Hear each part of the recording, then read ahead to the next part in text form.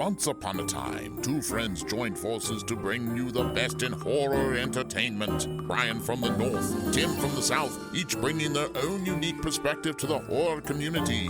Movie reviews, Blu-ray releases, beer pairings, games, and more. Welcome to your new home for horror. This is Civil Gore. Hey there, everybody. Welcome to episode 154 of the Civil Gore podcast. I'm your host, Tim. And this is Brian. And we were going to have what we thought was a sad first chop moment, but as we saw on Twitter, there was the announcement of the passing of Wings Hauser. But in a surprise twist, he is back alive, apparently. Apparently. We don't know what the status will be by the time you hear this, but yeah, right now he is in limbo. Yeah, we don't know where he is, but like I said to Tim, I texted him, I said, okay, who had Wings Hauser zombies for August 2020? Because apparently, no. But what happened is, I guess they announced it on Twitter, and then I guess Tim, you said you saw his wife posted saying, no, he's fine? Yeah, his wife posted on Instagram, he's fine, so I don't know what to believe at this point. I mean, yeah, I believe his wife, obviously. Yeah, but did you say, like, people are telling him no? Like, they're going back at her saying, no, he's dead, or he'll be dead tomorrow and stuff? No, somebody was just saying, well, if I know, the tradition of these things is that he's probably close to that. To being dead. But she said, like, didn't she, like, say how, like, well he was doing? Like, she wasn't even, like, saying, oh, he's just okay. No, like, that he was, like... Yeah, the happiest and healthiest he's ever been. That's the second time this year, because what was that actress that you said that about, like, a couple of months ago?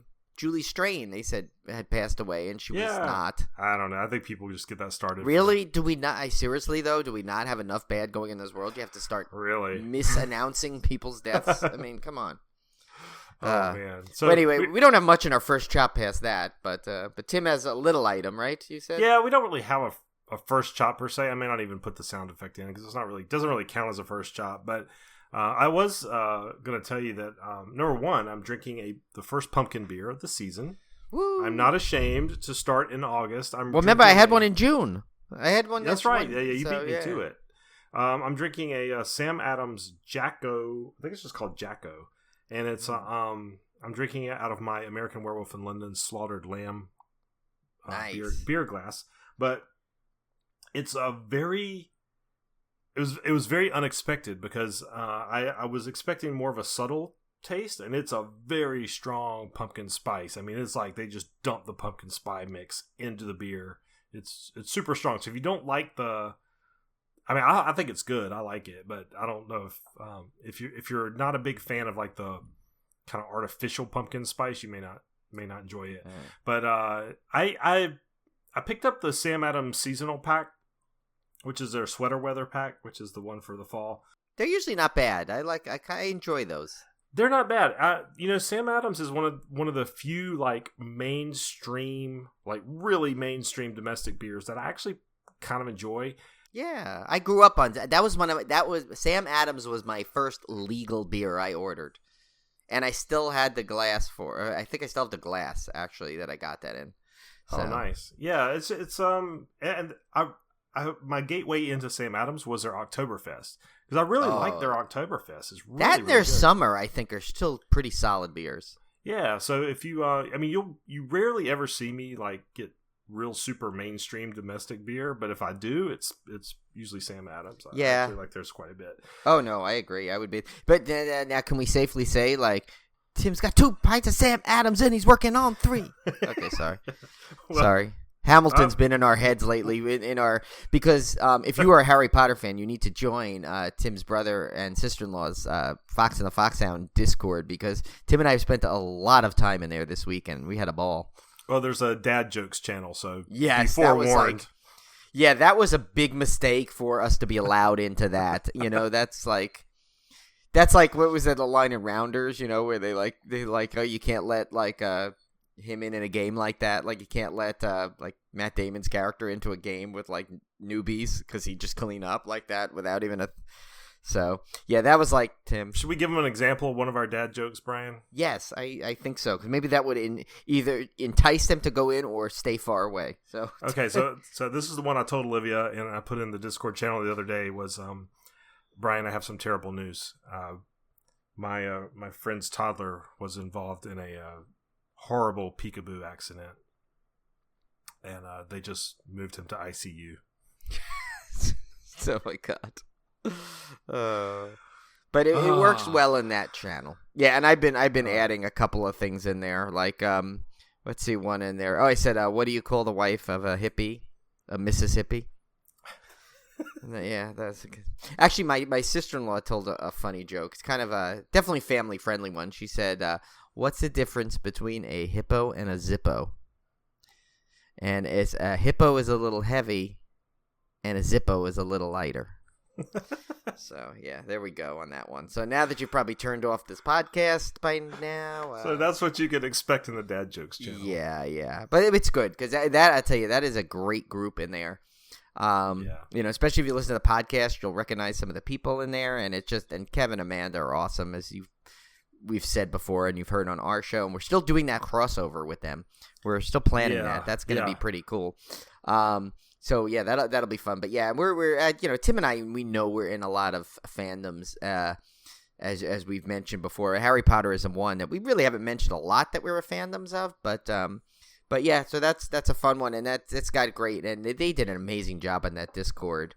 Yeah, it's really good. So much so that it inspired us to possibly come out with our own, which we're in the works on something with that. So hopefully we'll get that going. We're going to see if we can figure that one out to get that one out.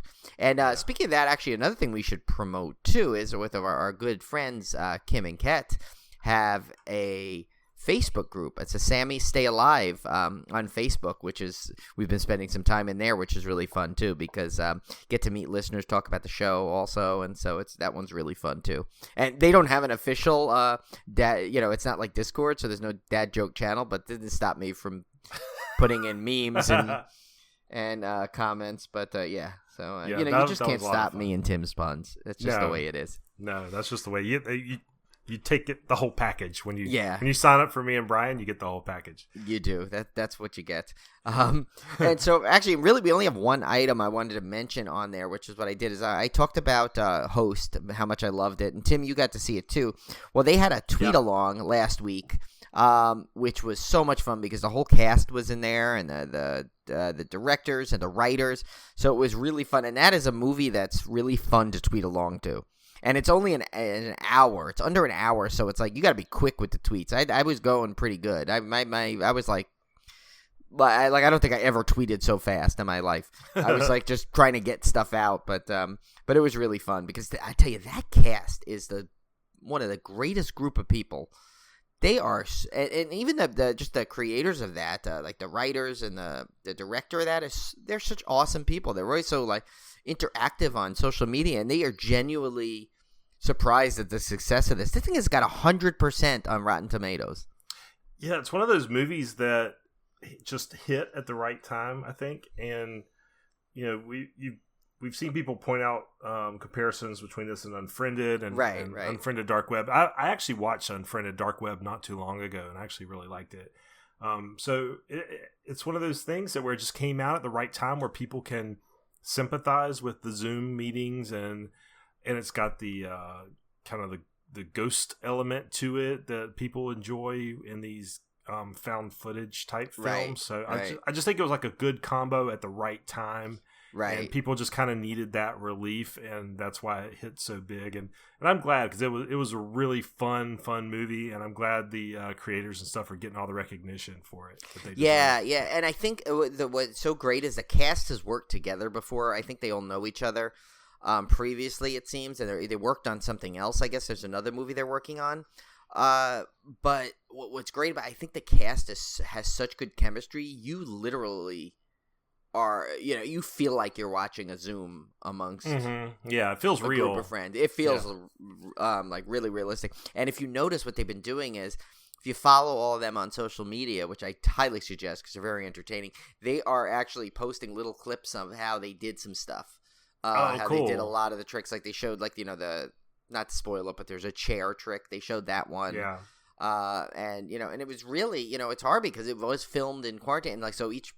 Like a lot of the people were doing their own effects, and there's a lot of hidden stuff in there for horror fans and pop culture fans in there, which I won't spoil quite yet. I'll let you guys discover some of that. But if you keep a sharp eye out on a lot of things like maybe Zoom passwords, I'll give a hint, and little tidbits there, you can catch a lot of references to other things. You could tell like there was definitely a good source of pop culture and horror behind this. So, yeah, so if you haven't seen that, definitely it is worth your time. I mean, the thing is not even an hour long, and it blows through really fast, and it's really entertaining, and before you know it, it's over, but in, like, the best way possible, because, and I've seen it twice already, and I actually plan to watch it a third time, just because I want to, like, every time I see a new thing on it, I'm like, oh, let me see, and, like, watch and see if I can catch that, and, yeah, I might try really to get Olivia to watch it with me, because I think she'd like it. Oh, she would love it. Like Julie, yeah. We watched it with my brother. Like I said, he wasn't feeling good that night, so he didn't watch it. But Julie and I and my brother's girlfriend watched it, and we all loved it. And so yep, definitely check it out. I am doing one other thing, Brian, that I was kind of interested to talk about on the podcast because I want to hear people's opinions of it, and it's a little bit controversial. And that is, I've been looking at my television backlog, which is huge, of shows I want to get through, and there's no time in the day to watch all the shows that I want to watch. So I found a little, and I think I've talked about it on the show before, but I found a little mod you can get for Chrome, which actually adjusts your video speed. Oh, I've heard about that. Yeah, it's called video. It's just called Video Speed Controller. Very clever name. And it will, most sites support it. So you can do it with Netflix, you can do it with Hulu, Amazon Prime. There's one, I can't remember. I think you can do it with Disney Plus.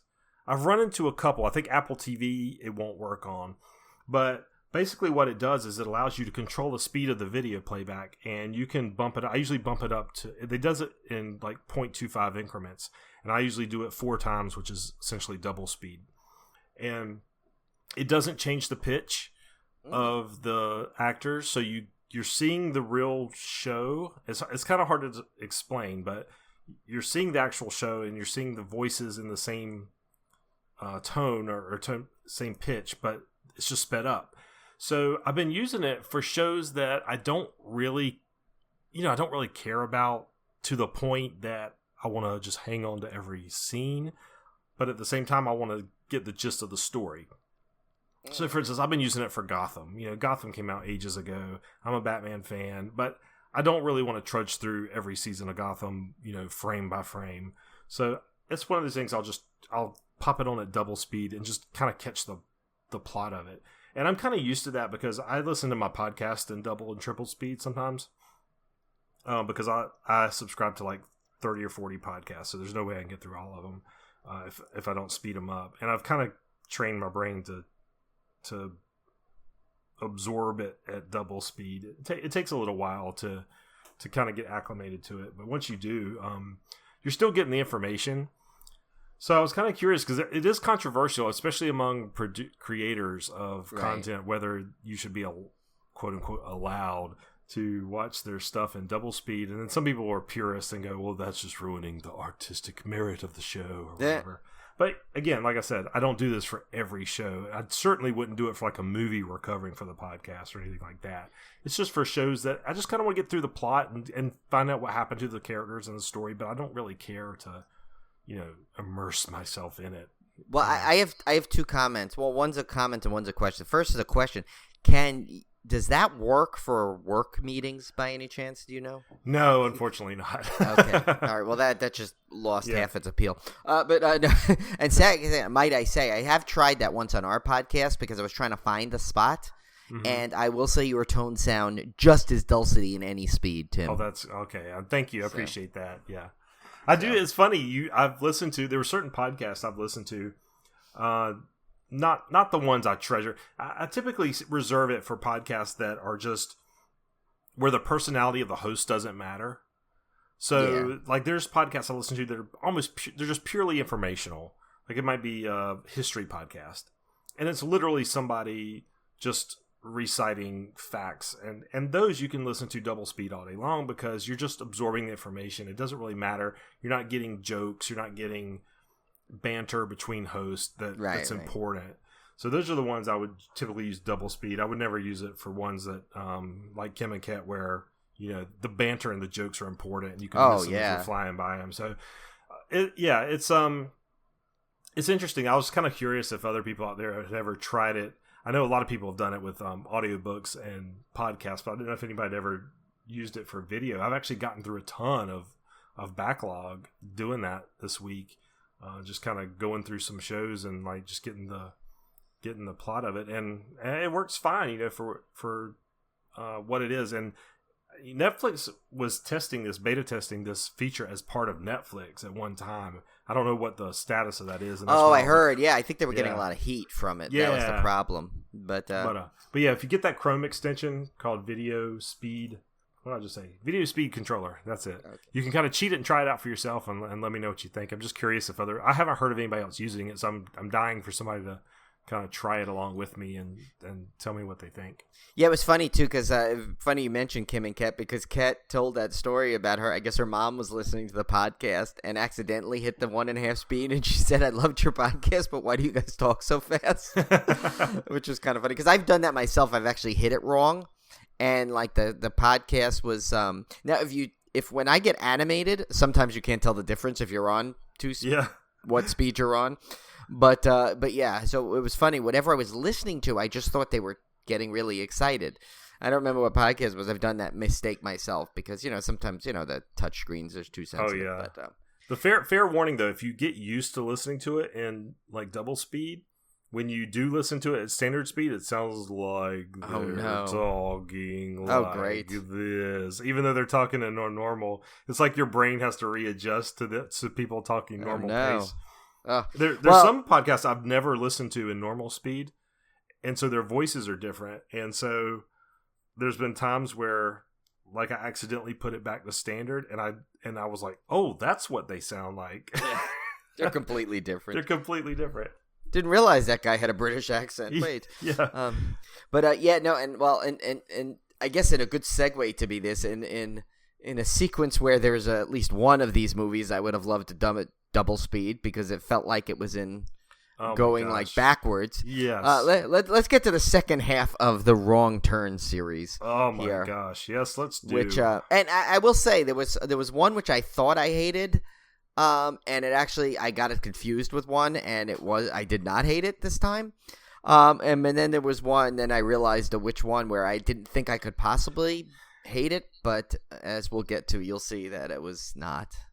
I will say, after the end of this series, I had severe wrong turn fatigue. I just wanted to get past this because there were elements, and we'll talk about it coming up, where I don't know if I'm just getting older and I just don't have the patience anymore, but it was getting to me. It was wearing thin. Yeah, well, and I will say too. So while I did get a little fatigue on it, I think also I appreciate it more as a whole series. And there is another one in the works, and this one has Matthew Modine in it, like in the new one. It's got a big cast in the new one, but it seems like it's a little bit different. Like I don't think it's the same family in it. So I'm curious to see how that one's going to be. I will say overall, and we'll talk about this more when we do our final rankings. I mean, overall, if you take the franchise as a whole, it's not bad. There's no. I know we talked about how much we didn't like 3, but even that had some redeeming qualities. There's nothing in here that's like so bad that it's it measures up to like a Leprechaun in space or anything. I mean, it's not not that, or some of the Hellraisers, which were god awful. I mean, there's nothing in the series that's like reaches those bottoms. So overall, it's a fairly decent series. But like most series, it's very top heavy. The first couple of films definitely being the best of the bunch, and then the sequels in varying levels of quality after that. But we'll go through them and kind of discuss. The first one up is Wrong Turn 4: Bloody Beginnings from 2011, directed by Declan O'Brien, starring Jennifer Pudovic as Kenya, Tanika Davis as Sarah, Caitlin Lieb as Bridget, Tara Vanessa as Jenna, Ali Tatarin as Lauren. Gosh, big cast here. Samantha Kendrick as Claire, Victor Zink Jr. as Kyle, Dean Armstrong as Daniel, Sean Skane as Three Finger / Vincent, Dan Skane as One Eye, Scott Johnson as Sawtooth, and Arnie McPherson as Dr. Ryan. A group of college students get lost in a storm during their snowmobiling trip and take shelter in an abandoned sanitarium, which unbeknown to them is home to 3 deformed cannibals. And I really liked the opening of this movie. The movie opens with essentially the hillbillies are locked up and they bust out of the sanitarium and kind of take over, and they let all the other lunatics free. And so you've got this whole inmates running the asylum scene where they're just going nuts and going insane. And I kind of liked the opening of this. It was interesting. It was entertaining. There was some really severe death scenes in this one. Right. Although I have a problem with the physics of the drawn and quartered scene where there's no way his you know where I'm going with this. So if you pull somebody's arms and legs off, the final arm is not going to rip off because it's going to be attached. You know what I'm saying? Like, you can't simultaneously rip all 4 limbs off. It's not physically possible, and that me for some reason. Matt is Jeff. Well, and I have to say something about what you said with the good opening. That almost has become a signature of these movies as much as the Final Destination series, which we'll get to in two after the next one. With Paranormal Activity, then Final Destination. They were big on its whatever the opening scene was. Yeah. This, I feel, did the same thing where they tried to like outdo each other in the openings of the movie. Yeah, you're right. They are known for that. I think every film has had some sort of at varying degrees of quality, a pretty interesting opening scene. Scream being another big example of horror movies that do that. Yeah, I mean, it's if you notice, like a lot of the but some of the bigger movies never did that. Like Nightmare on Elm Street, Friday the 13th, even Halloween. They didn't really. They don't start off that way. But so this is a more of a modern horror take, which is fine because nowadays, especially nowadays. Actually, I think even before. I think now is more important because how many people are like looking at their phones and the things. So you need to grab someone in right away. I was about to say that you're priming the pump basically because it takes some time to establish the characters, establish the location, and you don't want your audience bored. Right, no one has patience these days. Right, so you have to give them something up front, some blood and guts up front, so you can spend the next 20, 30 minutes establishing characters before you get into the real kills. Yeah, or in Wrong Turn 6, you give them some other things in the opening. Well, speaking of that, it's a good segue, Brian, because my problem with Wrong Turn 4. Well, let me talk about what I liked about it first, and then I'll go into the problems. I really actually kind of enjoyed this one. I went in really dreading it after 3 because, as we said in the last episode, I really did not like 3. I thought it was boring. This one I thought was interesting with the winter setting, which is always a neat setting for a horror movie. You don't see it a lot in a slasher. Although odd for this series, I think it was a little jarring at first for this, but it's odd, and the whole sanitarium thing too, because they're not out in the woods; they're in a sanitarium. Right. It's the first time you take them out of the woods. This is like Jason going to Manhattan. This is like you're taking the people out of their home environment. You're used to like the woods, West Virginia mountains, the Appalachians.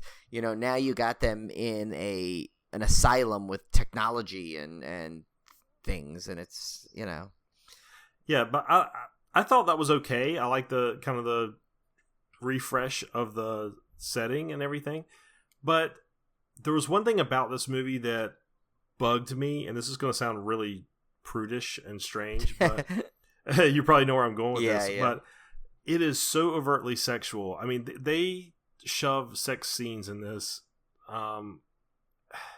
almost to the point of it was irritating to me, and I don't know how quite to explain that, because most people would say, why don't you like more pubes? I know. Joe Bob would be like, what are you talking about? He'd be adding points left and right, But I like there to be some purpose for the sex scenes, even if it's just to give the killer an excuse to kill him. And in this one, I just felt they were so like there was one place in the the beginning of this movie. Oh my god, right after you get the initial opening, the first thing you're introduced to is two couples having sex in their dorm room, and then someone walking in and having a conversation as if there's nothing going on there. Yeah, and I understand. Okay, I do understand that it establishes the relationship because there's a lesbian relationship in here, and it establishes that. I get that part of it, but it just seems so gratuitous that it really distracted me from the movie. And there's some scenes later on where, again, they throw in these gratuitous sex scenes. And I think it was almost even more jarring because the Wrong Turn series is not known for this.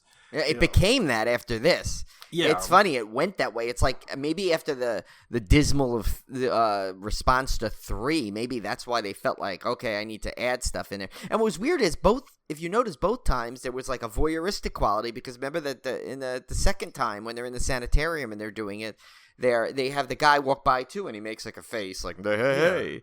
I'm like, what? Does anybody care? Like, what's going on? Like, yeah, I'm not a prude by any means too, but like, that's like, they're like flat out like door wide open, full on sexual intercourse with people walking around like looking in. It seemed weird. Well, God, wait till we get to 6 if you want to talk about that. But so it just, I don't know. To me, I don't mind that in a movie. I'm not a prude that says you should never show boobs in a horror movie. No, we used to have the 3 Bs for God's sake. Yeah. But at the same time, I'm like, I want there to be at least some.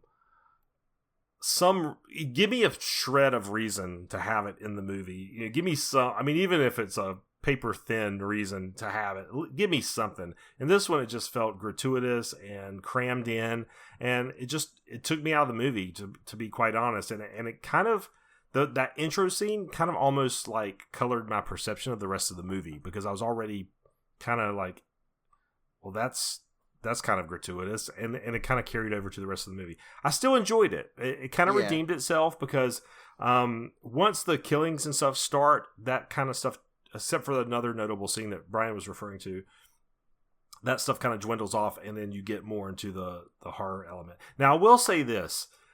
As much as the sex is gratuitous, this particular entry also starts making the violence very gratuitous. And by that I mean you get into there were elements of this that were almost hitting torture porn category. Oh yeah, definitely. Like for instance, Hostel, those type of movies, back in Saw, back when that was real big.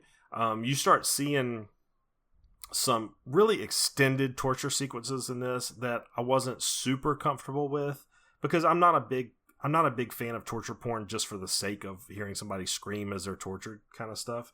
And that's not really a hallmark of the series until now. And so you start seeing this gratuitous violence on top of the gratuitous sex. So that colored my perception of the movie a bit as well. Although I will say the setting and not so much the characters, because there's so many characters to keep track of, you never really fully care about most of them. Yeah. But I did kind of like the neat setting, and they do end up going outside at some point. So I don't know. Overall, I enjoyed it, but the gratuitous... There's even like a Shining feel to it at the end there. Remember when they're climbing out the snow window? So overall, I enjoyed it. My drawbacks were the over the top gratuitous sex and violence, which seems funny to criticize a horror movie about. For a horror movie, right? Well, so here's the thing. I remember I had said I think this was the one I didn't like. Well, this was not it. As I watched it, I realized, oh no, I remember seeing this. This is not the one I didn't like, and I liked it this time. So some of the good things I liked about it, I did love the gore. The gore was there were some good kills in there. I did like the setting because while they seemed to, even though it seemed odd a little bit, that instead of being the woods, they're now in this sanatorium. I don't know. I've heard the words through the series, but reversed. I don't know they explained it too, and I missed it. But what they managed to do with this is they made it enough that you still felt that they still replicated the Lost in the Woods feeling enough, I think. So that was okay. Now, here's the thing I'm like, I like and I didn't like. So I like you, I enjoyed the beginning, the opening scene. But at the same time, I'm like, and this goes into when we get to 6. I kind of there's a similar vibe with this. Like, I don't know if I want to know the backstory to this group. I mean, you get their name now. You now know they're the Hillikers, so you got a name. So, okay, that's there. Because remember, we were just joking about it. I'm like, I think they might give the name later on, but I can't remember. And I think it becomes, in this one at least, I mean, they did a good job of keeping them a little, like, creepy and stuff. But, at the same time, it's like, now that when you know too much about something in the backstory, there's almost that hint. Not that I felt pity on them, but I kind of like, well, they were deranged. Look, they were in this asylum. They were like, now it has me thinking about it. And I don't want to think about those things in this kind of movie. I just want to see, like a bunch of deformed hillbillies go after a bunch of kids. I mean, that's what the Wrong Turn series is. And when it's at its best, that's what it is. Very simple. Doesn't need to have a lot of confusion. But what I will say, and one of the things I liked is that I loved their, and some people say, oh, it's, it's cheesy and everything. But no, I liked when all the girls kind of like almost were like fighting for their lives, and they all got together and they're like plotting. They're like, we're getting out of here. We're going to kick. And they fought back. Like this. That was fun. There was a battle back and forth. A lot of the Wrong Turns movies, there's really not a battle. There's like, the people are getting picked off. They're running. They're hiding. There's and the guys usually the ones saving them. Right. In these in movies this one, so far. this one, the guys fail miserably. And in fact, every guy makes just a colossal mistake in this. Like the guy, the dummy that falls asleep, in front of, he's supposed to guard them in the cell after he taunts it, it's just stupid things like that. And, but with and there were still some just like, I don't know, there's still a couple of moments where I'm like, a groaning moment. But overall, I like the film. But and this one is like one of the toughest ones for me, I think, though, to have a good opinion on, even though I enjoyed watching it, because I'm like, did we need to know that their family name? Did we need to know all this history? And then I ask, why are they still there? Like, for all these years, why aren't they in the Appalachians yet? Like, why did they stay there?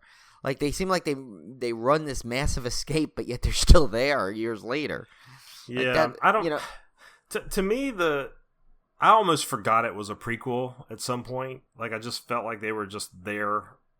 I don't know. I had no. I guess to your point, I didn't really care how they got there or why they were there. I just wanted to see them kill people. So at one point, I kind of forgot this was even a prequel until I went back and went, oh yeah, okay, Bloody Beginnings. This is how they broke out of the sanitarium. But yeah, I don't know. I agree. I think you could have had the same setting without having to make this a prequel. Like, you could have some excuse that I don't know. You could come up with something. I felt like it was kind of just another way to do something different with the franchise, which is fine. But yeah, it's sort of like when they started going into the Sawyer family with Texas Chainsaw. And that's exactly where my brain went with this. Yeah, but with that though, at least that we like Texas 2 was Bill Moseley was so powerful, like and so Texas 2 like when you got all that craziness with the family a little more, and then later on and then it got really silly like years later with we'll get to where basically Wrong Turn 6 is very similar to that last Texas Chainsaw one, not Leatherface, but the one before it with Alexandra Daddario. Yeah. We'll get to the similarities of that in a bit, but yeah. So I don't know, but overall, I did enjoy this one. It was much better than 3. Yes, it was actually entertaining. I wasn't bored by it like I was with 3 and an upcoming 5. Yeah, and I think a lot of the cast was good in this. Like, I think the cast, like I said, I wrote some of the cast acted above the movie. Like, a lot of them were really good in it, and some were just so bad. But the good outweighed the bad in terms of performance. Like, I think all the guys were like terrible. Yeah, the guys were terrible. They were just bad. The women actresses were amazing in it. I thought they were really good. I realized something while watching this movie, and this is also going to be controversial. I guess this is my night for controversy. But I don't know that I have a big problem with cannibalism. Like, I hate to say, like, I wouldn't go out of my way to eat somebody, but at the same time, I was like, you know what? People are just meat. Like, I don't know. I'm not personally. I don't. I mean, it's such taboo not to, don't ever eat. I don't know. Like, for me, I don't have like that inner moral compass that's like that would be like the end all be all sin of all time is to eat another person. Like, if I was hungry enough and that's the only way I could survive, I'm like, they're just meat. So I don't know. Remind me not to go on any camping trips with you again, but I don't know. Yeah. That was a disturbing realization I had while I was watching this movie, and I was like, you know what? I always say like, cannibals. Oh my god, there's a cannibal. And then I was like, I don't know. It's just well, meat. I mean, if you grow up and that's all they know, I mean, sadly, they're not the best. But like I know, and I know you, I know Tim. You're not someone that's going to go out hunting to eat people. But you'd be like, but you're okay if you're going to the grocery store and you see like, okay, there's Tyson's chicken, there's Purdue, and there's a piece of Bob. Like, you'd be okay with that. Like, I guess. I don't know. It's like I guess it's my logical engineering type mind is like it's just it's more like if they're dead, I mean, I'm not going to kill somebody for their meat. Well, there are some people that believe like eating an animal is the same, just as bad. Yeah. So I don't know. I don't know. I'm just like like I guess I read a lot of history about cannibal stuff. Right. Just happened to be like the Donner Party. I read a great book about the Donner Party. I read a book about the whaleboat Essex where they end up having to resort to cannibalism to survive. And there's all this big taboo around it and how they were treated when they got back and all. I'm like, I mean, come on, it's just meat. So I don't know. So would you say the three Hillikers are fine young cannibals? Cue the music. Drive me crazy. Yeah. Okay, yeah. I don't know. I don't condone what the Hillikers are doing because they're actually killing people for meat. But yeah, I'm just saying. I don't know. Well, that's the thing. See, it's funny. Some of these movies, like some of the wrong turn movies, really emphasize the fact that they are just cannibals and they can't help it, and that's what they do. And then there's ones where they just look like they like the killing more than the eating. So it's like it depends on which. Like, that's the thing. The movie series is never consistent on that front. But I guess when you were talking about how you kind of had like a little bit of sympathy for their plight in a way, in a twisted way, like to me, well, like it's not like, because I mean, in this, whenever you see someone like okay, here's a perfect example. I mean, and this is obviously one of the most legendary, killers there are. But at some level, you almost have to feel bad for Jason Voorhees. I mean, he was drowned and he saw his mother killed. He doesn't know any better. So, and then all these people keep messing up his camp, Yeah. I don't know. Yeah, I can kind of. I you know me. I'm like I sympathize with everybody. There's only it takes a lot for me to like even people I out there that I hate. Sometimes like I'll be like, but I feel a little bad because I hate them. But like there's a couple people which we don't need to mention here that out in the world these days that feel that way about. But usually I'll sympathize with, and I feel bad a little bit, like I didn't in the first three movies, but this one I kind of do, because now I know that, okay, they're from little kids, they were trapped in and probably beaten and made fun of in there and tortured at some level. And they're deformed. I mean, they're like, they got birth defects. They did not have an easy upbringing, and like, so it's like, they didn't know any better, so now you kind of get while they're like a little crazy out there, and then people think about it. So they finally get out there, right? So if you take this origin story as legit, okay, and now think back to the first movie. So now they've gotten out of this asylum. They've established an area that's finally something of theirs, and what happens? They got people traipsing through there as carefree. I'm going to ride a bike. I'm going to mountain climb. I'm going to have a party. I'm shooting a reality show. All these things are all messing with their area that they finally have something of them for themselves, If you think about it that way, and I don't want to think that. That's why that's the problem I have with this movie, is that it makes me now a little sympathetic for their backstory. Yeah, that's why we did not need an origin story. Because, you don't need origin stories all the time for horror movies. Yeah. Like quick ones. That's it. Like they could have done, like, and we'll get to it later on. Again, I keep saying this, but when 6 comes around, which is not a prequel, mind you, but it goes back to their history. I almost have a bigger problem with that history part, but we'll get to that in a little bit. So I guess, but overall, I mean, yes, this was an enjoyable entry, though. It had enough of the right pieces to make it a good serviceable entry in the series. And considering 3 and the next one we're about to talk about, it's definitely much better than those. But I guess we'll do. There's a little trivia we can give here, right? Yeah. So I'll do the first one. So the one here, it says, this is an interesting fact, I thought. The first movie in the series where nobody survives the cannibals. I actually noticed that when I watched the movie. And I guess that's a little bit of a spoiler, but I really actually liked that part of it, that nobody survived. It was kind of a bleak ending, but at the same time, it was kind of like, it wasn't predictable as they typically are. So I kind of like that aspect. Yeah, no, and I liked how that ending kind of and it teased into the almost the first one at some level where you finally get to see. I mean, spoiler alert, guys. Sorry if you haven't seen this, but and you see the truck. Return, that the iconic truck with it. So I mean, that's kind of cool. The way they did that, and that was a little bit of surprise the way they ended it. So that was a piece. I guess there's another one if you want to read one more. I guess. Yeah. This was the only film in the Wrong Turn series that does not feature someone getting killed with an arrow.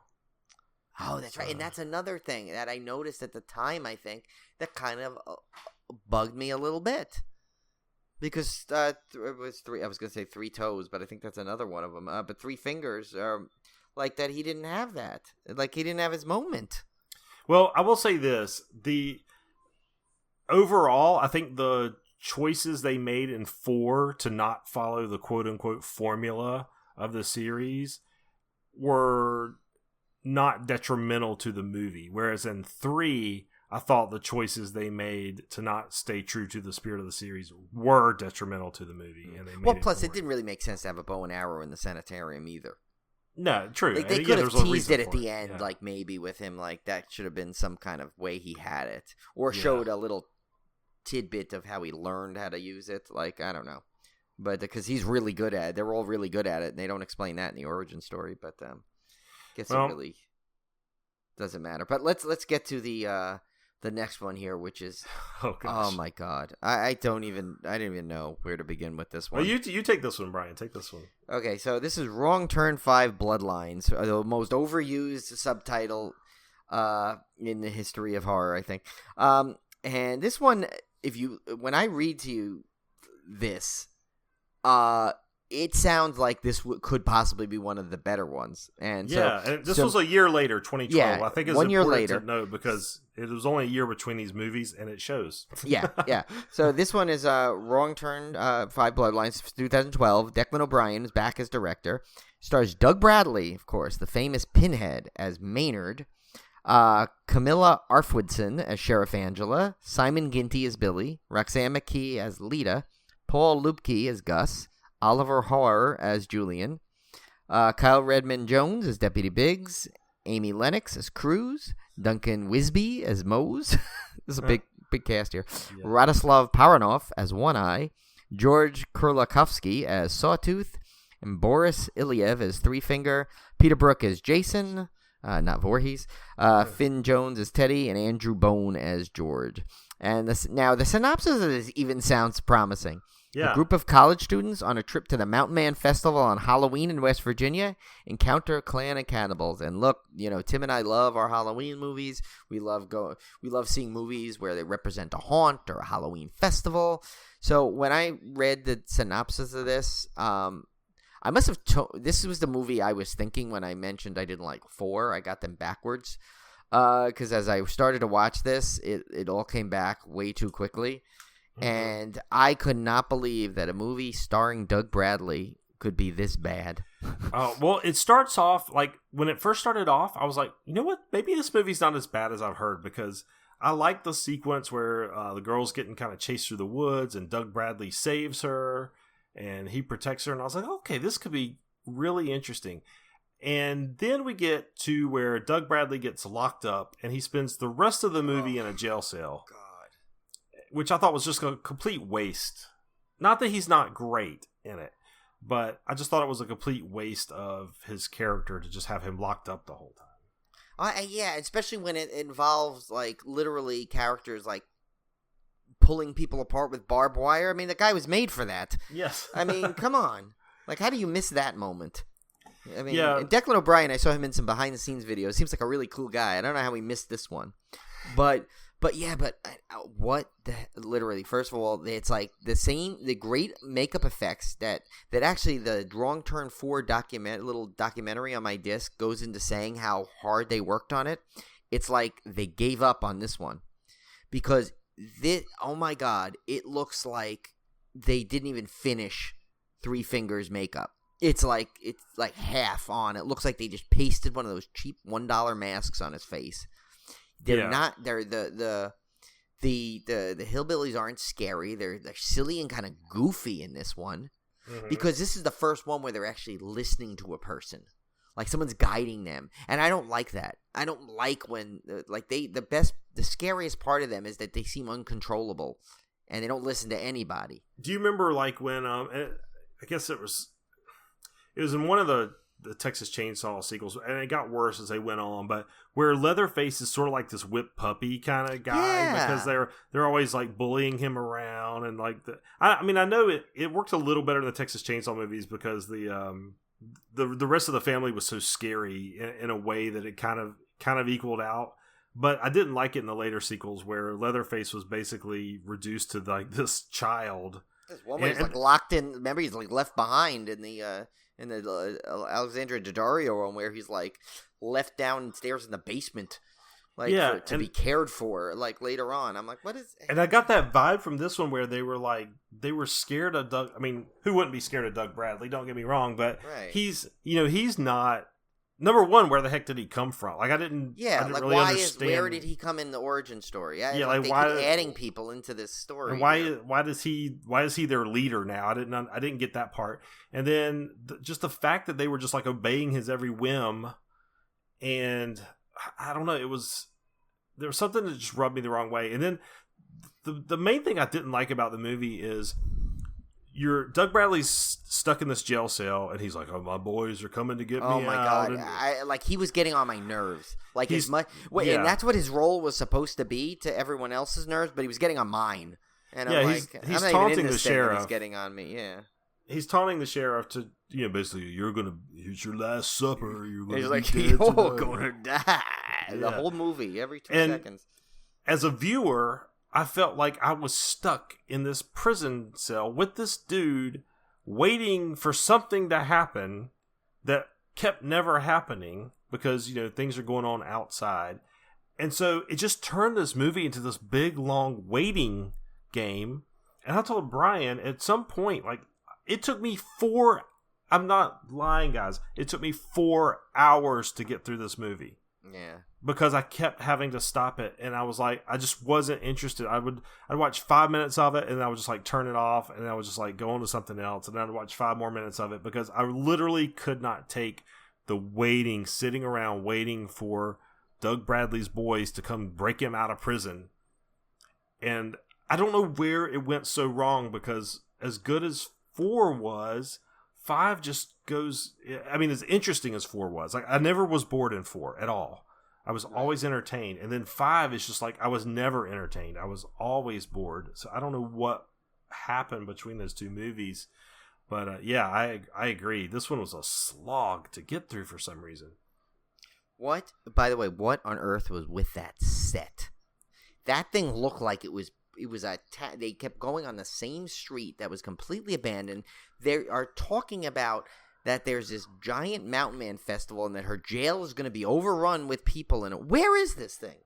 There's like the set. It looked like it's cardboard, like those things you put on the wall, like from Party City that look like a town. I think that's why I pointed out the year. This is a year later. I think this thing was rushed, and you can see it. You can see it in the makeup. You can see it in the set design. You can see it in the writing. You could see it in everything. And I'm sad that Doug Bradley kind of was wasted in this role because, I mean, that's a big star to get into your movie.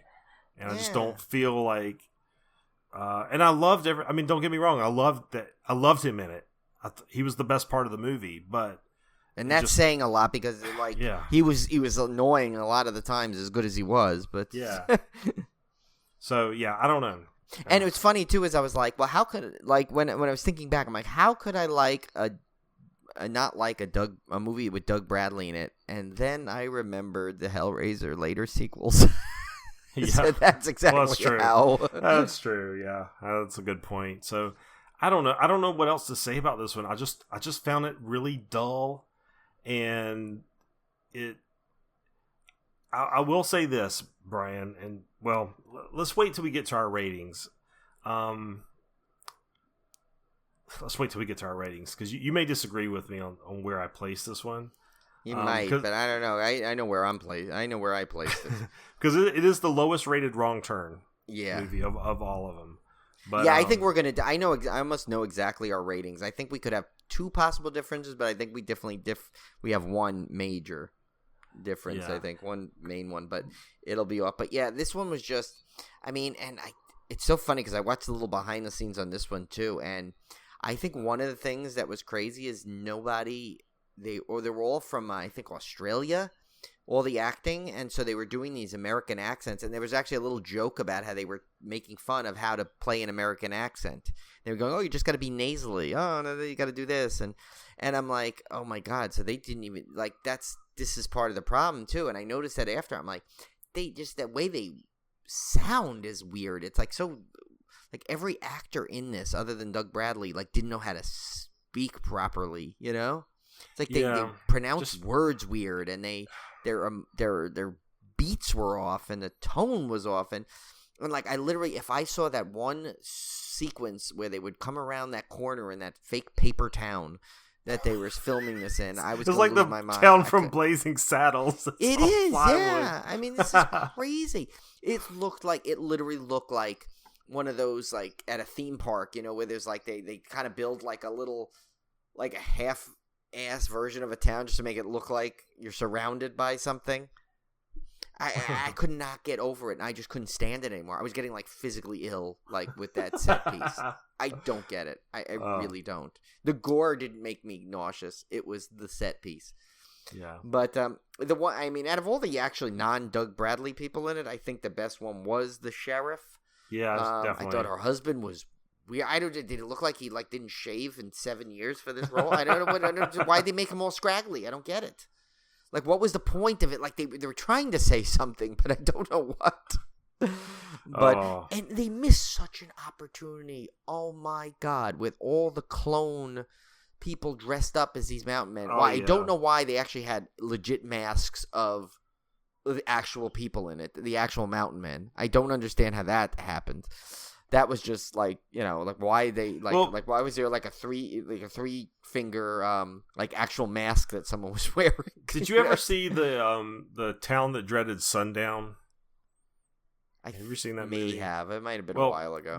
There was an original movie, The Town That Dreaded Sundown, which was about an actual serial killer. It was a horror movie based off an actual serial killer that was stalked this Texas town, and then they made a remake.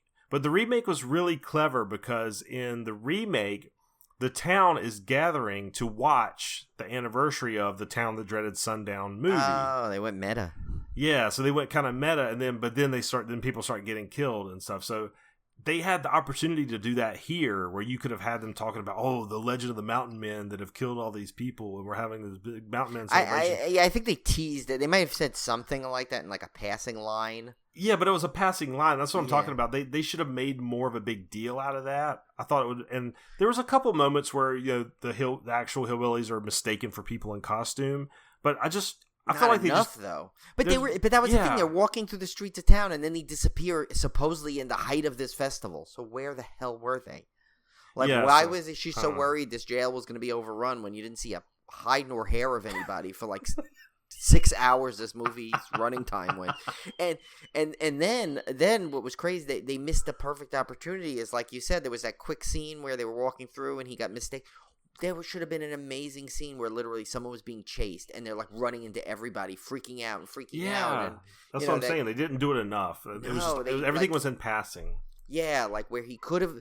It's like where they could have taken a moment and gone forward with something great. They held back, and when they held back, and then when they should have held back on something, they went like full bore into something terrible. And it's like I just like the one poor guy.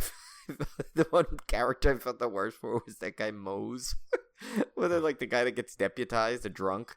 Oh gosh, they send him out and he's so excited and he's like driving and then they do the famous like thing in the tires on his road and his car goes flying off and it's like poor guy could have finally made it something of his life and he explodes. And then what was with that one sequence where she runs in to go get the there's like a generator, and then right next to it there's a gas can. So she fills the generator. It's like one of those video games where it's like, okay, look around. Oh, gas can grabbed. Inventory check. Fill up the generator. Turn on CB radio. I mean, it's like what's going on? It's like this was just. I'm sorry. This one to me it was an abomination. Like I said, and this is where I think Tim and I will differ possibly. But I said the only real thing that this did for me was make 3 look better. But I just did not like this one. This one just did not have nearly enough things in it to redeem. Even Doug Bradley did not save it. Oh, well, we'll do a couple of these trivias. This is the only film in the Wrong Turn series that does not feature a death involving barbed wire. Well, but technically, if you want to say, the guy died when they used a barbed wire to pop his tires and he crashed. So I don't know how accurate that trivia is, but I know what they mean. Well, here's a funny one, and this is where he should have learned. The second horror movie Doug Bradley has been in to use the name Bloodline in the other. And the other one was Hellraiser 4 Bloodline. And I did like this. This is a little bit of a spoiler, but near the start of the film, Doug Bradley shouts at the hillbillies for leaving the women's possessions outside carelessly. He proceeds to call them all pinheads. Yes. A nod to his role as Pinhead in Hellraiser. So yeah, that was pretty funny. That was a funny little line. And here's the weird thing. So this is funny. Boris Ilyev was his second performance as Three Finger, and the last one he was in was Wrong Turn 3. So his casting agent should be fired. He got the 2 worst wrong turns. Poor guy. And actually, it was funny because Three Finger was the least scary in these 2 also. So he did a more like comedic, like silly approach to him almost. True. Yeah, that's true. Yeah. All right, so let's get to Wrong Turn 6, Last Resort. Now, this is the one that kind of broke away from the prior entries in the series. And we'll find out if that was for better or for worse. This was from 2014, directed by Valerie Melev, starring Anthony Illot as Danny. I think it's Illot, yeah. Chris Jarvis as Jackson, Aquila Zoll as Tony, Sadie Katz as Sally, Rollo Skinner as Vic, Billy Ashworth as Rod, Harry Belcher as Charlie, Joe Gaminar as Brian, Roxanne Carrion as Jillian, Radislav Parvanov as Three Finger, Danko Jordanov as Sawtooth, Sarah Asanoff as One Eye, Kicker Robinson, like that. Gotta love that name. As Sheriff Doucette, and Talitha Luke Eardley as Daria, Luke Cousins as Nick. An inheritance leads a young man and his friends to an abandoned resort inhabited by 2 sketchy caretakers and a clan of mutant cannibals. Don't you hate when you don't read the full Airbnb list? Now, like 4, I thought this one was interesting in that they set it at this resort, which is it's very similar in tone to Part 4 in terms of it's a big building. It kind of has that. It kind of is like a sanatorium. Yeah, well, they mention it. It was. Yeah, they did say it was formerly a sanatorium, I think. And I want to say, too, that at first, when I first saw this one, because this was the one I had not seen previously. So I was really excited to see this one. I thought they were actually trying to imply that this was the building from 4 at first. Then I'm like, no, this is not it. This is way different. This is a hotel, flat out now hotel kind of a thing. So I don't. But I thought it might have been. They said it used to be a sanatorium. So I'm like, are they trying to say this is the same building from the 4th one? Just different? The timeline. If you look at the timeline, the trivia contradicts itself. Obviously, the trivia is submitted by different people, but the trivia claims that this is timeline wise. This is a 3rd prequel. So 4, 5, and this one 6 being a prequel to the original Wrong Turn. However, there's another bit of trivia later on that shows there's a poster hanging up in one of the scenes that that references the day before the first events of the first film, which proves the film is not a prequel to the original, and also explains the use of iPhones and GoPros in this movie, which were obviously not around. There's way too much technology in this. So I did not see this at all as a prequel. I saw this as just kind of a almost a reboot of the series in some ways, although it carries over a lot of some of the lore and stuff we learn about in 4 and 5. But it like, I feel like it like not only contradicted those two trivia bits, but I feel like it contradicted the backstory a little to the fourth one, because now they add this whole other element to it. Like, and they double down or triple down on it, and they add this whole other backstory to it that really doesn't make sense to fit together with 4. So this is almost like a straight up reboot of the prequels by doing it by retroactively going back, explaining it, and they don't do it like in a they do it kind of in dialogue. They explain and they show some examples of what's going on, but this thing goes off the rails really quickly in terms of not necessarily a terrible way, because I actually enjoyed this one, but there was a lot of stuff. There was too much stuff, I think, again, for a wrong turn film. Way too much backstory and convoluted plot lines, and just it's the too many. Basically, I think the series works best when it's a bunch of people versus the 3, and that's it. Yeah. And that's where 4 succeeded better than this one, because I think just because of the way, it was mostly the 3 in it the whole time. But this one shows there are other people involved in it, and too many people involved in it, a matter of fact. And it's sort of like the Doug Bradley problem from 5, where you have this kind of overlord that's over the hillbillies. Again, you have the same thing with the caretakers, and it's it robs the series of the hillbillies being the real villains. Right. Now they do go back to at least the hillbillies being scary in this. They're back to not being like comical in any way, shape, or form. They are crazy, and they're kind of really creepy looking, but what's weird, and there's a lot of cool fog effects that they use in this one, I think, to even when it's in daylight a little bit, to make it like an isolated feel. Even up in this thing, there's a bit of another kind of a Shining feel, obviously, you're now at this resort after a whole group left, and you're just a handful of people in a resort that doesn't seem like it should be open. The two caretakers, including which was Sadie Katz. She follows us now on Instagram. Actually, she played the sister. I thought she was actually really good. She was actually one of my the characters I liked in it, and I really liked because I had seen her Keila Zoll. She was in Fighting with My Family. She was one of the wrestlers that worked along in the WWE with Paige in it. I think it's Aquila Zoll or Aquila Zoll. I'm not sure, but she played the girlfriend. I thought she was really good in it. She was, she's a pretty good actress in general, so she was good. And actually, I did kind of like the brother, which I forgot. Which one is it? Jackson, right? Was that the brother? The crazy brother in it? I think the caretaker? Yeah. But, I liked him in it, too, because he was kind of, zany. But I liked their performances, but I didn't like where they fit in, if that makes sense. Here's my big example, the big problem I have, I think, with this movie.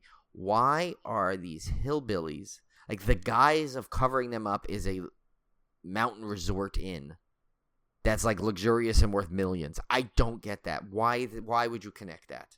That is ridiculous to me. Just leave them as crazy hillbillies. Now, what I thought it was going is, I literally thought that they were going to go up, he was going to inherit this resort, and these caretakers, the only reason their role was in there was they know that weird stuff's going on around these areas. They don't want any part of it anymore. That's what I was thinking. But they doubled down, and they added, basically, go on to say that there was 3 families of hillbilly, and then there's this whole like little hillbilly town hidden out in the woods, and I'm just like, what? Really? Why? Why would you put so much in there? This one, again, just gratuitous nudity, gratuitous sex scenes. And again, it was, I don't know if I just was not in the frame of mind to like this, but it just was wearing on me. The constant nudity and sex stuff in this was just grating on me at one point. Well, Tim, remember this was the one where the trivia literally says features most nudity out of any film in the series, with every female in the main cast getting naked at some point throughout the film. But it was, I mean, that's a trivia piece. I swear, I probably sound like the biggest prude, but again, well, then again, you're into cannibalism too at the same time. I don't know. I don't think anyone can figure you out anymore, Tim. But for some reason, I don't know. It just started to grate on me. I was like, oh my god, here we go again. And there's this whole subplot about these rituals that are going on and these weird sex cult things going on. And I'm like, somehow it turned into part Halloween 6. I mean, what? Yeah, I was like, why? What is this doing in this movie? Like, I don't know. In business, I don't know, Brian, have you ever heard the term project scope creep in a project? So scope creep is when you have some project to do some specific thing, and then as you start talking about the project, it starts getting bigger and bigger and bigger. Oh, yeah. We have another term for it, but yeah, I've been there, yeah. Yeah, so we call it scope creep. So this movie suffered from scope creep because you take this very simple plot line that has worked in most of these movies of kids getting hunted down by these crazy cannibals, and now you're introducing these sex cults and this sanatorium and this inheritance and these caretakers, and there's other hillbilly. I mean, you're just adding so much complexity to something that doesn't need to be complex, and that's the problem I had with this movie. There's parts of it I really liked, and you'll see in my rankings that I did not rank this one towards the bottom, but there was and I did, in some ways, I did like that it was doing some different stuff, and then it was kind of a more of a kind of a reboot to the series. But I just thought it was overcomplicated. I wish they had stripped out some of the, no pun intended with the stripping out, but I wish they had stripped out some of the complexity of this and just kind of boil it down, because I felt like a large part of the movie was not involved with kids getting killed, which is what I came to see in the Wrong Turn series. A lot of it was talky stuff or exploring sex cult stuff or figuring out the caretaker stuff or the guy trying to figure out if he wants to, which is another part that, again, spoiler alert, I'm done, spoiler warning these movies, but I just never really bought into the guy's motivation for putting his family, quote unquote, the hillbilly family, above everybody else and his friends. Yeah, like it seemed like it was way too quick of a turn, like almost as if like that ritual that he went into where he was in the little hillbilly town thing sequence where he drank the blood that like changed him. Like, so now they have mystical blood. I mean, what the heck's going on here? Why way too many like convoluted plot points for a movie literally that's a series that started off with 3 hillbillies hanging out at some ramshackle house. Now they apparently they own a multi-million-dollar resort. I mean, what? Think of the premise there. Like, where is? I don't know. I don't. Thinking? That whole thing with it. I mean, the inheritance piece is neat in terms of a plot device to get him and his friends to the sanatorium, right? Like, and it's been used. Fine. It's been used successfully in many a horror movie. So just leave it at that. I get it. Yes, that's leave fine. it at that. Leave it at that. But get them there. Why get them there? Get them in there. But why do you have to now? Now you got to make him turn against all of his friends, and now he's got to identify with these cannibalistic hillbilly mutants. I mean, who does that? Who inherits a piece of property and then they decide, you know what? Well, these guys are family. I mean, I know they're murderous hillbilly cannibals, but you know what? They're family. Blood's thicker than water. Come on. I don't know. I just didn't buy it. Well, no, and I think that I have a feeling the director wanted to make a statement because apparently, in case there wasn't one more piece of backstory you needed, apparently there's this group of friends. This guy was the main character was in it. I guess some money investor, and he lost them all this money. And so I wonder if that's like a take on trying to think, these bloodthirsty like finance people. Like maybe the director writer want to make a statement like, oh, they're all so they'll turn on you in a dime, and like maybe like yeah, I mean, if you look at it at that part, I'm that pops out right at you. But I mean, there are some attempts to separate him from his friends. Like there's a sequence in the movie where he's talking about how he's like frustrated with them and. Right, yeah. And he's annoyed with them and everything. So there is some plot writing trying to explain that he's not close to these people. Well, they're kind of annoying. I mean, in all honesty, you can't blame him from not. But what about his girlfriend's character, who is nothing but caring and supportive through the whole thing, and seemed like she was willing to do anything to help him out. I mean, I'm just saying that's a big jump from. I'm close enough to these people to take them with me to see my inheritance to, you know what, actually I like my hillbilly cannibal family better. Like that's a big jump to do in an hour and a half movie. Yeah, well, and like that's what I'm saying. Like I literally think they were trying to imply that it was that whatever he drank, that blood, like changed him. And that's probably right, but I mean at that point but even then at that point that's silly. They're not magical people. Why are they magical now? They're magical and inherited millions of dollars now. I mean, from being three hillbillies. They're like the Beverly Hillbillies. They are. Yeah, they are. The Beverly Hillbillies. That Wrong Turn 7 is they basically open up a bank account somewhere else, and they just keep getting they get all these like special things, But I don't understand what was the point of and why were the brother and sister normal? I don't understand. Why were they not deformed? Why were they like perfectly coiffed throughout the movie? And I don't know. It was. I just what the. And then you go to the family, and everyone else is like worse than the next person. It's like what's going on? Why? Yeah. I don't know. So that one, I guess we'll go through some trivia for this one here as we'll wrap up and do our final rankings. But yeah, I will say though the performance in this was a plus. There really wasn't many like the other ones, at least like 5 and 3 like really suffered from like a lot of bad acting in it too. This at least the acting was good. And this one felt like it had a bigger budget. I mean, it did feel like a more refined, more polished, bigger budget movie. But let's see. This one was really interesting. So this bit of trivia I really liked. In October 2014, a court case was filed in Ireland over the unauthorized use of a photo of a woman who went missing in County Wexford. The resulting court-ordered injunction filed in November 2014 resulted in distributor 20th Century Fox to recall all DVD and Blu-ray releases of the film and pull all online streaming sources. Now that's been straightened out now, but it's really that's pretty cool. I mean, not cool that they used unauthorized use of the woman, but I thought it was interesting that they ended up having to pull the film. That's kind of interesting. Yeah, and then here's one that I thought was kind of funny. It says, when Vic finds Jillian's suitcase behind the front desk, the luggage tag reads 325 Fifth Avenue, New York, New York. The address belongs to Bonton Chicken, a Korean fried chicken restaurant. Later proves to be foreshadowing of the character's demise. So yeah, that was another thing I didn't like when her murder was kind of weird and misplaced. How she was like in the middle of she all of a sudden this big thing comes flying out of nowhere and pins her to the wall like something out of Hellraiser. I mean, it was weird.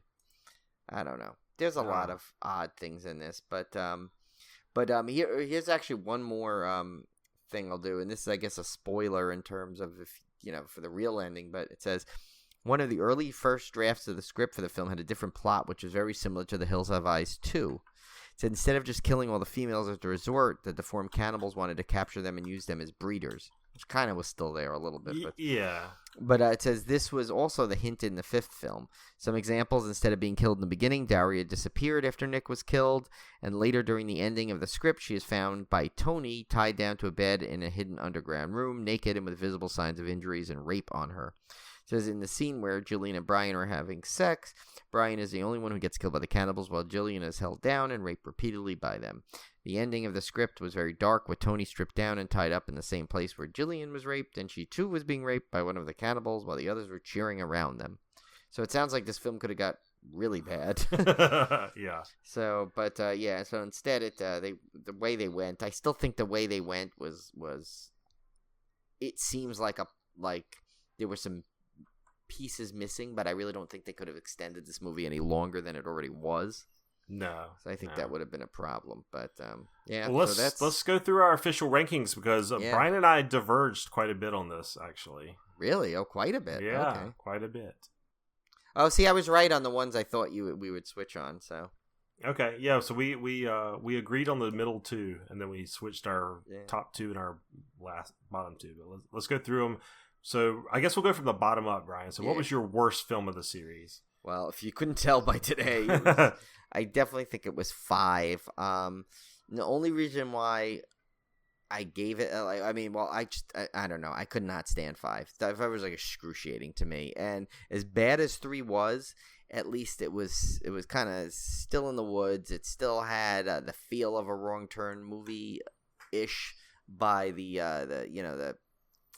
by just the whole people in the woods kind of feel. So I think that got the nod over the 5 was just, I don't know. I just couldn't take 5. I just had a big problem with it. And I feel bad because I love Doug Bradley, but yeah, so that's why I had 5 over 3.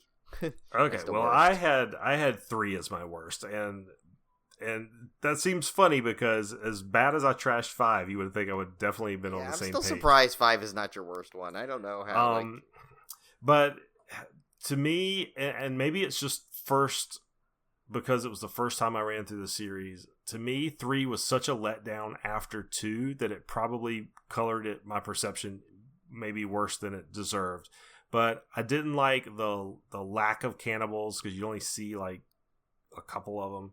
And then I did not like how the film was totally dark the whole time. And I did not like the convicts. I didn't like the bleakness, the darkness, the meanness of the movie. And that's why I had a problem with 3. Even though it was not as boring as 5. I will give you that. Yeah. It was more entertaining around all in all. There was just something that to me, I didn't find any enjoyment out of it the same way I found snippets of enjoyment from 5, mainly through Doug Bradley, but we'll get to that. So if you haven't been able to tell already, Brian's number 5 is, of course, 3. Wrong Turn 3, yeah. And I switched and I said Wrong Turn 5. And the only reason being there were elements of the fact that it was the Halloween festival kind of colored me, bumped it up a little bit in my mind. And as annoying as Doug Bradley was in the prison cell, I liked having Doug Bradley in there. So that's what bumped it slightly over the edge for 3 to me. But honestly, it was very close. Yeah, I thought I was going to be able to twist you on that one and make you flip-flop it. But I could probably watch them again, and you could probably persuade me. There's every chance you could probably persuade me to flip those back around. Now, Brian and I did agree on our 4th movie in the series. Our 4th, I don't know how we ranked the 4th best, I guess, would be Wrong Turn 6, which we just talked about. Yeah, so I think that's his perfect spot for it. And it's funny because like we're almost like we have the same top 3 just in different order and the same bottom 3 in different order. So which is pretty telling. So now I will say that I've looked at other rankings, and I don't let other rankings influence my rankings. But I have looked at other rankings, and 6 is typically ranked a lot higher than where Brian and I ranked it. Really? Yeah. But I look at the movies when I do these rankings, it's a gut feeling of what did I enjoy.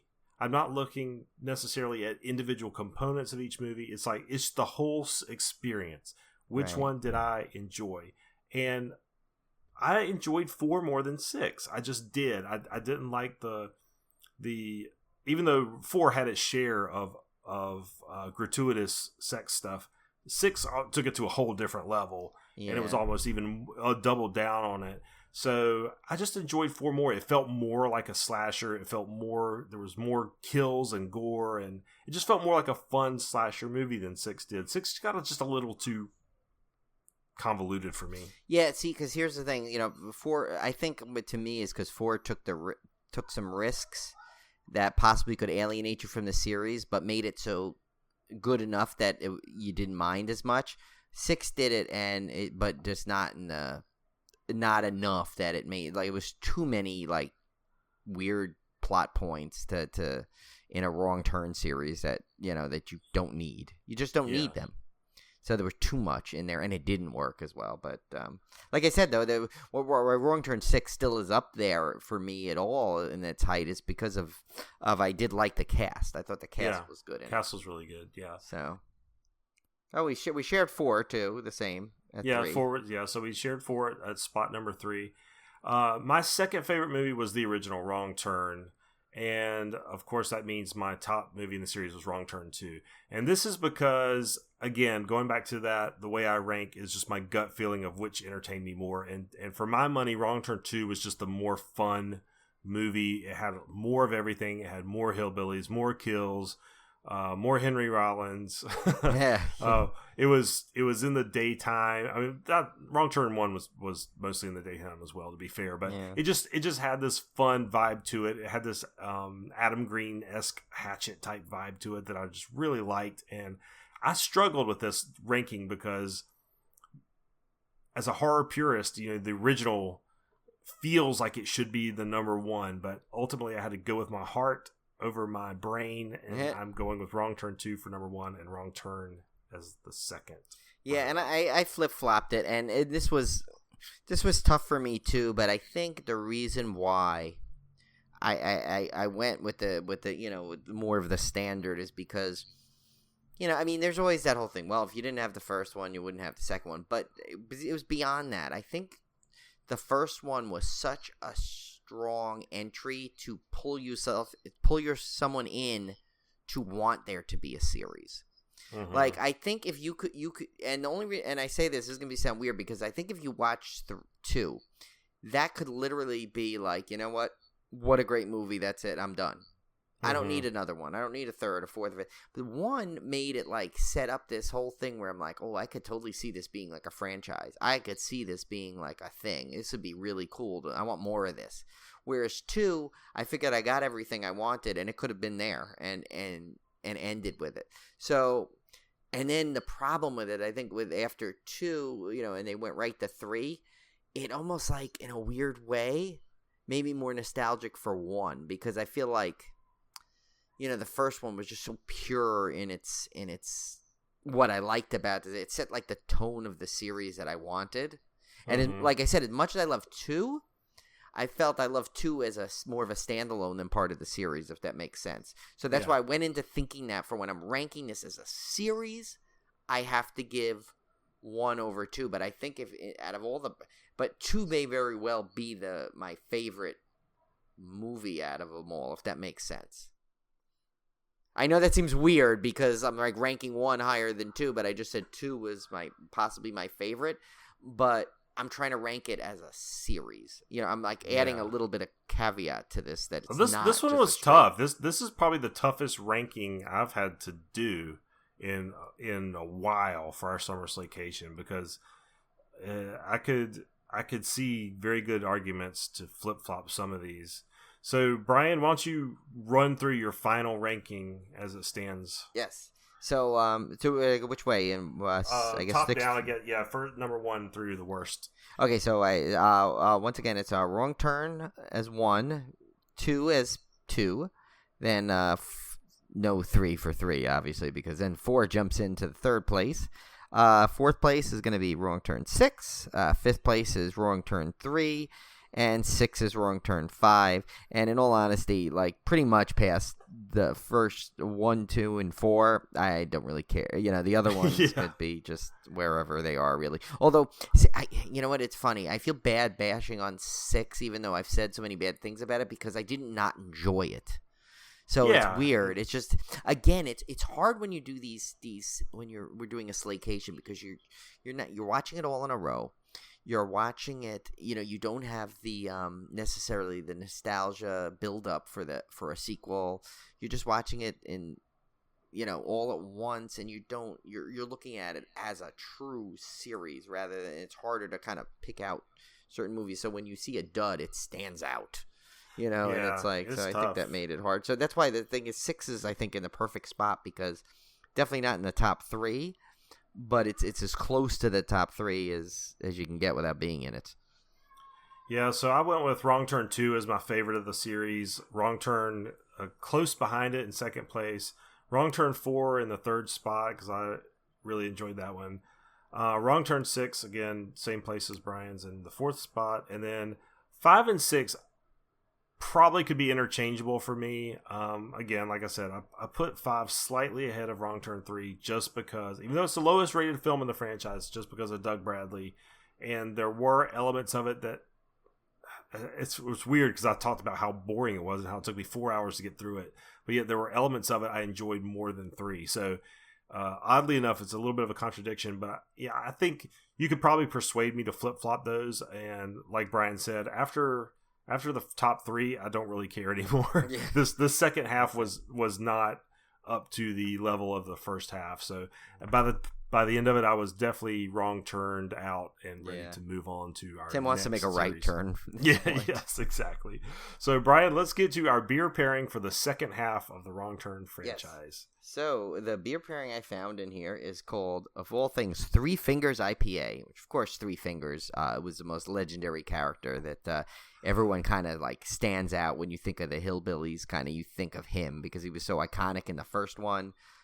Super creepy, and he's been one of the few constants that you can recognize throughout all the movies. Like like the other ones, like they kind of look the same, but like he kind of like just the scrawny nature of him kind of stands out. And although they did when he did have his kind of his solo movie, I guess, which is Wrong Turn 3, they screwed his character up a little bit. But anyway, so this is from it's Three Fingers IPA, and it's from Kulshan Brewing Company in Bellingham, Washington.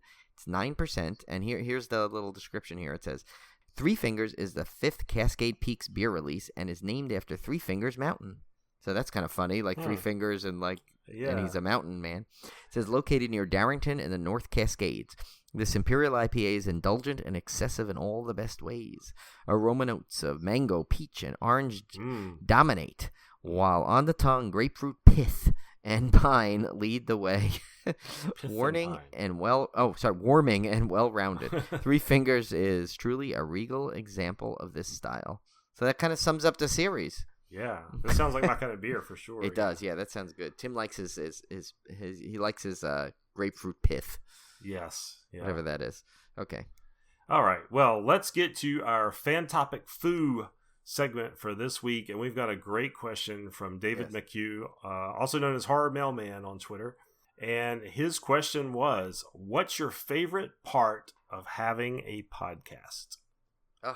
This one, it sounds like it'd be like straightforward, but it's really not, because there's kind of like, when I looked at this, when I was putting this question in, like, of course, I didn't try not to think of too much, because I like to kind of, more of the discussion factor of it, which is more fun kind of to do.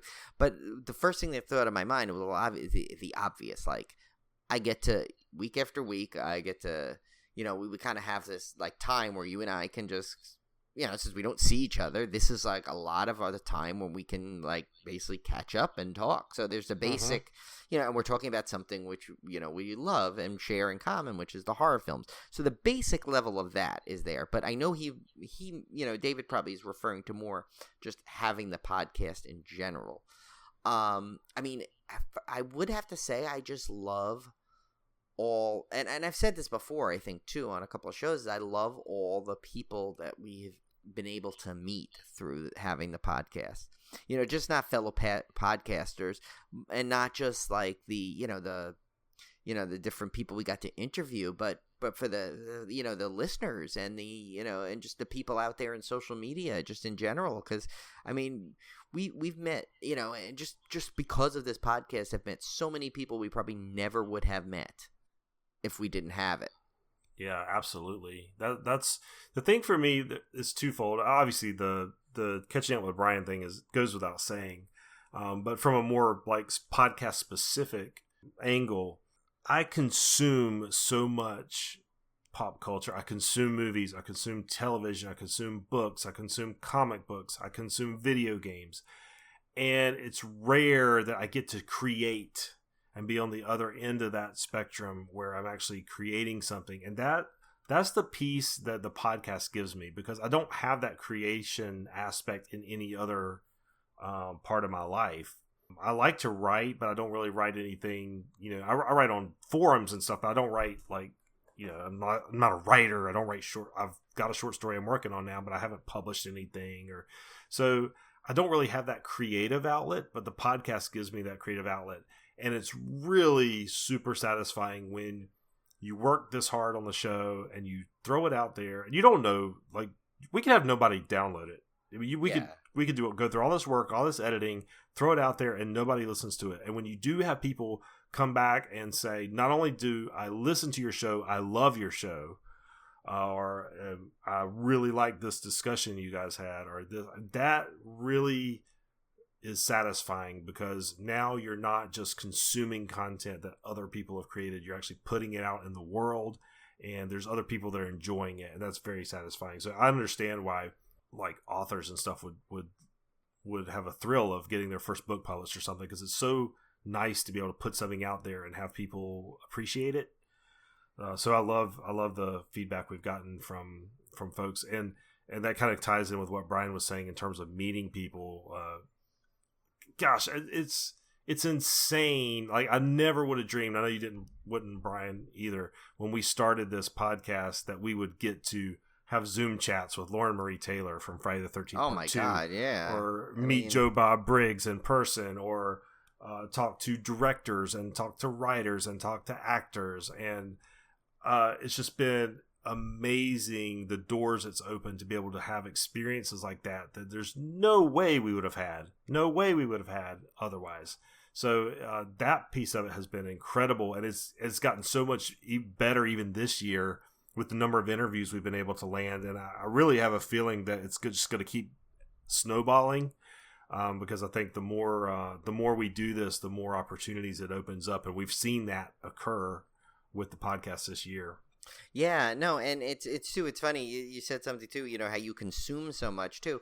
Well, it's like when you consume a lot, but you don't really have an outlet to put it back out. It almost becomes like, too much. You almost need the outlet, and I think the podcast allows you to talk about things, and whether like you said, whether or not we have like one listener or 20, it's like we know there are some people out there because they get back to us on it. And like, just we get we'll get emails where they say, oh, that's so funny you said this, and because I was thinking the same thing, and like stuff like that is like you're like, wow, that's great, because it's like where we're actually doing something that someone is listening to, someone likes. And Tim and I have been parts of fandoms and listened to podcasts for years before we did our own, and like when we were on the other side of that.